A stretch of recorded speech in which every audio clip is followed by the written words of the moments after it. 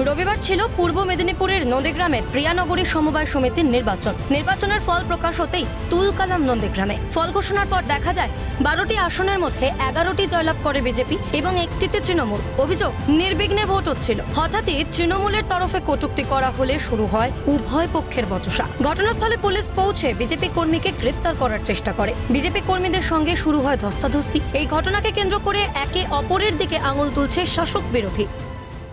এই পুলিশের আশাহত তৃণমূল কংগ্রেসকে আশাহত করেছে, তাই আমাদের কর্মীকে নিয়ে জোরপূর্বক গাড়িতে নিয়ে গিয়ে তুলছে। পুলিশ এতটা জঘন্য বর্বরিত মানসিকতা নিয়েছে। গতকাল রাত থেকে আমাদের প্রত্যেক প্রার্থীকে হুমকি দেওয়া হচ্ছে, বাইক নিয়ে পুরো এলাকাকে সন্ত্রস্ত করা হচ্ছে।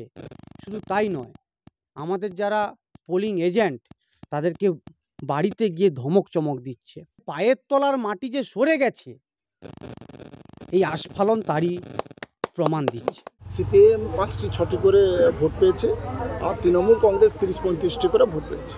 তো স্বাভাবিক কারণে এখানে বিরোধী দলে তৃণমূল কংগ্রেস কিংবা সিপিএমের কোনো সংগঠন নেই। নন্দীগ্রামের বুকে গেরুয়া ঝড় উঠতেই ফের শুরু অশান্তি। চন্দন ভূঁইয়ার রিপোর্ট, ক্যালকাটা নিউজ।